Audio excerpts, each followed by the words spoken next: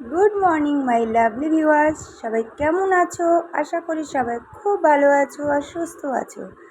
আজকে তোমাদের সাথে একটা ছোট্ট মিনি ব্লগ শেয়ার করব, আর সেটা হলো কি বলো তো, ঘুম থেকে উঠেই চলে এসেছি।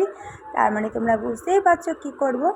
আজকে আমি তোমাদের মর্নিং হেয়ারস্টাইল দেখাবো। ঘুম থেকে উঠে ফ্রেশ হয়ে ঘরে বিছানাপত্র গুছিয়ে নিয়ে তারপরে চলে এসেছি তোমাদের কাছে। আজকে আমার মর্নিং হেয়ারস্টাইল শেয়ার করবো। সকালবেলা ঘুম থেকে ওঠার পরে সবার আগে আমাদের যেটা কাজ থাকে, বিছানা গুছিয়ে নিয়ে তারপরে নিজেকে একটু ঠিকঠাকভাবে পরিপাটি করে নাও। কারণ নিজেকে যদি সকালবেলা ঠিকঠাক পরিপাটি করে না নেওয়া হয় না, নিজের চুলটাকে ঠিক করে বেঁধে তারপরে নিজেকে একটু ফ্রেশ করে নিয়ে তারপরে সমস্ত কাজকর্ম করলে মনটাও ভালো লাগে, সারাদিনের কাজকর্মটাও ভালো আর নিজেকেও ভালো লাগে। তো তাই আজকে সকাল সকাল চলে এসেছি একদম তোমাদের সাথে। আমার আজকে হেয়ার স্টাইলটা সেরকম একদম নর্মাল রেগুলারে যেরকম হেয়ার স্টাইল হয় সেটাই সাথে। আর আমার চুলটা তোমাদের কেমন লাগছে সেটাও কমেন্টস করে জানো। এখন ওয়েদারের জন্য প্রচণ্ড পরিমাণে হেয়ার ফল হচ্ছে, তো হেয়ার ফল কী করে কমাবো, তোমাদের কাছে যদি কোনো সলিউশন থাকে তোমরা কিন্তু কমেন্ট বক্সে জানিও, তো আমি সেটা ট্রাই করব। প্রচণ্ড পরিমাণে হেয়ার ফল হচ্ছে, তো দেখতেই পাচ্ছ চুলটাকে আমি ভালো করে চিরুনি করে নিচ্ছি। আর তোমাদের লং হেয়ার কার কার ভালো লাগে, কার কার শর্ট হেয়ার ভালো লাগে সেটাও কমেন্ট বক্সে জানিও। আমার কিন্তু লং হেয়ার ভীষণ ভালো লাগে।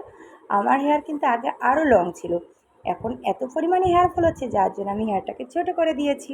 ভাবছি এবারে আরও ছোটো করব। তোমরা একটু কমেন্ট বক্সে জানিও তো, আমি হেয়ারটাকে কি আরও ছোটো করব নাকি আরও লং করব। তো তোমার আর আমার এই ছোট্ট ছোট্ট হেয়ারের ভিডিওগুলো তোমাদের কেমন লাগে সেটা কিন্তু অবশ্যই কমেন্ট বক্সে জানিও।